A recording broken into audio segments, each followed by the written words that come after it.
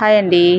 ఈరోజు నేను ఎంత స్పెషల్ వీడియో అని చెప్పా కదండి మీకు ముందు వీడియోలో, అదే వీడియో మీ ముందుంచుతున్నానండి. ఈ స్పెషల్ వీడియో అయితే ఫుల్ వీడియో మీరు తప్పకుండా చూస్తారని కోరుకుంటున్నాను.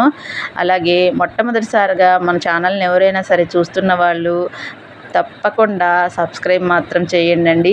మీ అందరి ఆదరాభిమానాలతో నేనైతే ముందుకు కొనసాగాలని కోరుకుంటున్నాను. మీ అమ్మాయిగా నన్ను ఆదరిస్తారని మాత్రం మనస్ఫూర్తిగా ఆశిస్తున్నాను. అదేవిధంగా ఇప్పుడైతే నేను మీకు ధన్యవాదాలు తెలియజేస్తున్నానండి. ఎందుకంటే మీ టైంని కేటాయించి చూస్తున్నారు కదండి మన వీడియోస్ని అన్నీ కూడా చూస్తున్నందుకు కృతజ్ఞతలు. అలాగే ఇప్పుడైతే నేను తయారు చేసేది ఏంటంటే కోవా అండి. ఈ కోవా మనము తయారు చేసుకోవాలంటే 1 లీటర్ పాలు తీసుకొని బాగా మరిగించుకొని, తర్వాత దానిలో మనకి షుగర్ మాత్రము టేస్ట్‌కి తగినట్లుగా, అంటే మరీ తీపి ఎక్కువ లేకుండా అనుకున్న వాళ్ళైతే ఒక అరగిద్ద అయితే సరిపోతుంది. చాలా రుచిగా ఉంటుందండి. అలాగే ఇదే కోవాని మనం కలాకండ్లాగా చేసుకోవాలంటే ఇంకొంచెం గట్టిగా తీసుకుంటే కలాకండ్లాగా వస్తుంది. నేను మన వీడియోస్లో పెట్టానండి తయారు చేయటము కలాకండ్. నేను పెట్టిన వీడియోస్లో మొదట్లో కనుక మీరు చెక్ చేసినట్లయితే ఆ వీడియో కనిపించిద్ది. కావాలనుకుంటే ఆ వీడియో కూడా చూడొచ్చు. అలాగే ఎంతో ఇష్టమైన దైవానికైతే నేను ఈ కోవాని తయారు చేస్తున్నాను. అర్థమైపోయి ఉంటుంది కదా మీ అందరికీ కూడా ఎందుకు చేస్తున్నానో. ఇప్పుడు ఇంకా మనము నెక్స్ట్ కిచిడి అయితే తయారు చేసుకుంటున్నాము. స్వీట్ చేసాం కదా, ఇప్పుడు హాట్ చేయాలి కదా, మన దైవానికి కూడా ఆహారం పెట్టాలిగా. అందుకని చెప్పేసి కూరగాయలతో అయితే కిచిడి అయితే తయారు చేస్తున్నాను. ఇది కూడా చాలా బాగా ఉందండి, చాలా బాగా కుదిరింది. అలాగా మన ఇష్ట దైవానికి ఇష్టమైన నైవేద్యాలు చేయడంలో మనమైతే మనసు తృప్తి చెందుతామండి కదండి. అలాగే ఇష్టమైన పూలు కూడా తెప్పించానండి, గులాబీలతో అలంకరిద్దాము, దండ తయారు చేసి చెప్పేసి దండ తయారు చేస్తున్నాను. మధ్య మధ్యలో చామంతులు వేస్తే అందంగా ఉంటాయని కొన్ని చామంతులు అయితే తెప్పించాను. ఇప్పుడైతే ఇంకా నేను దండ తయారు చేస్తానండి. నాకైతే మనసుకు రెక్కలు వచ్చినట్లున్నాయి, అంటే ఆనందానికి రెక్కలు వచ్చినట్లుగా ఆనందం అయితే పొంగి పొర్లుతుందండి. నాకు ఇష్టమైన కోరిక అయితే నెరవేరబోతుంది కదా, అందుకని కొన్ని క్షణాల్లో నెరవేర్చుకోబోతున్నాను. ఇప్పుడైతే నేను మీకేం చెప్పదలుచుకున్నానంటే, ఎందుకు నాకు అంత ఇష్టము అని మీరు అనుకోవచ్చు. ఎందుకు ఇష్టం అంటే, బాబా నాకు నా జన్మ ధన్యమైపోయేలాగా నాకు ఒక కోరికనైతే నెరవేర్చారండి. ఆ కోరిక మామూలు కోరిక కాదండి. 10 సంవత్సరాలు పిల్లలు లేకపోతే ఎంత బాధపడ్డానో, ఎంత నరకం చూశానో నాకు తెలుసండి. ఎన్ని హాస్పిటల్స్ ఎంత ఖర్చు పెట్టినా కానీ ఫలితం లేకపోవడంలో బాబానైతే మాత్రం నేను ఆఖరిసారి అడిగాను, బాబా నువ్వు ఇస్తావా ఇయ్యవా, నిన్ను నమ్ముకోవాలా లేదా, నువ్వు ఇస్తావా తండ్రి నాకు, లేకపోతే నన్ను ఇలాగే అమ్మతనం లేకుండా చేస్తావా నాకు అని చెప్పి అడిగానండి. నాకైతే బిడ్డలను ఇచ్చారండి. అంటే ఎమ్మటే ఇచ్చారా తర్వాత ఇచ్చారని కాదు, నేను అడిగిన కోరిక అయితే నెరవేర్చారు కదా. నేను అడిగింది ఆయన్నదే, ఇంకా నేను మళ్ళీ అడుగుతున్నాను తండ్రి అని. ఒక్కసారి బాబా నా మొర ఆలకించు బాబా అని చెప్పేసి అడుగుతూ ఉంటుంటే, నేను అంతకుముందు అయితే అసలు నేను బాబాని నమ్ముకోలేదండి. అమ్మ నమ్ముకునేది. అమ్మ చెప్పేది, అమ్మ మెట్టుకి కష్టాలు ఉంటాయి అమ్మ, ఒక్కొక్క మెట్టు ఎక్కుతూ పైకి వెళ్ళాలి, కానీ ఈ మెట్టులో నాకు జరగలేదు, ఆ మెట్టులో జరగలేదన్ను ఆగిపోకూడదమ్మా. మనము గమ్యం చేరుకోవాలంటే ప్రతి మెట్టు ఎక్కుతూనే వెళ్ళాలని చెప్పేది.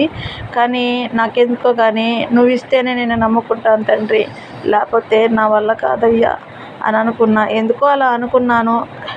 అట్లాగా అనుకున్నాక బాబా అయితే నా బిడ్డ ఎంత బాధపడుతుందా అని చెప్పేసి నాకైతే బిడ్డలను ఇచ్చారండి.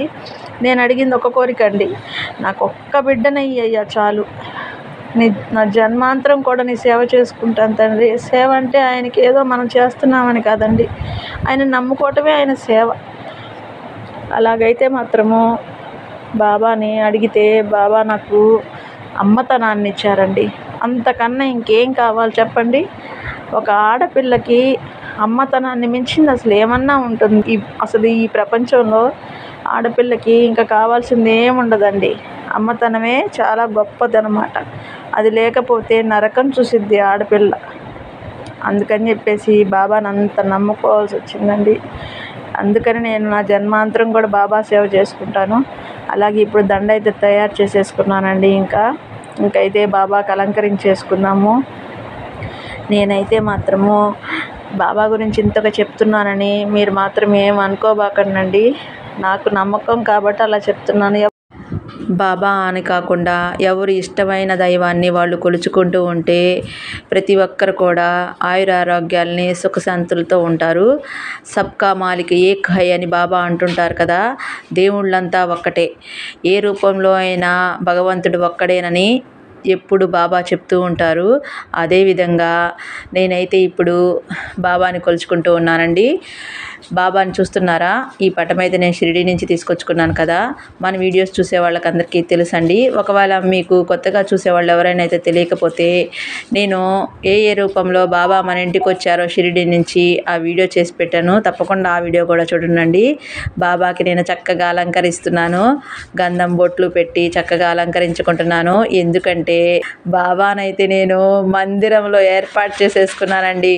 బాబా మన మందిరంలో కొలువు అవిన తర్వాత మందిరం కళకళలాడిపోతూ ఉందండి.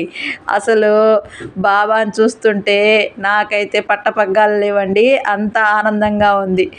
మందిరంలో పెట్టగానే ఇక అసలు చూసుకుంటూ ఉంటుంటే అట్లా కూర్చొని చూస్తూ ఉందాం అనిపించింది.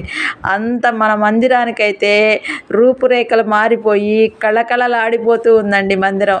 నా ఆనందానికైతే అవధులు లేవండి.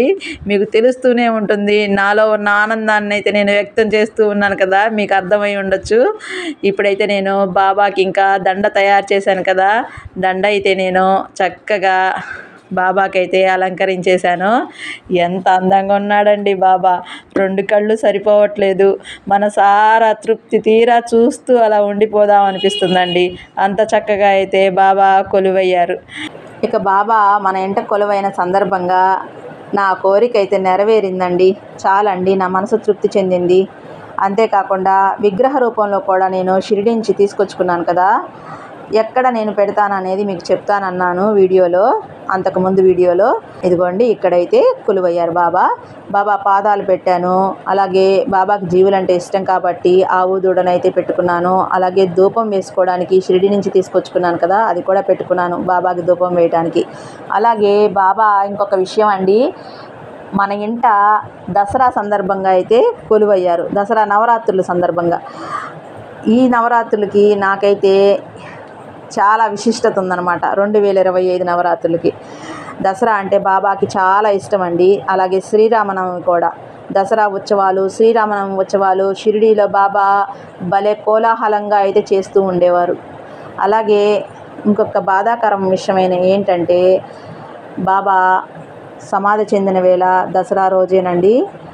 మాకు ఇక్కడ గుళ్ళో అయితే ఆ రోజు పూజ చేయకుండా, అంటే పూజ చేస్తారు, ఎవరు కూడా కొబ్బరికాయలు అవన్నీ ఏం తీసుకెళ్లకుండా ప్రశాంతంగా మాట్లాడకుండా సైలెంట్గా అయితే బాబాని దర్శించుకొని వస్తారండి. అదొక విశిష్టత ఇక్కడ. అలాగే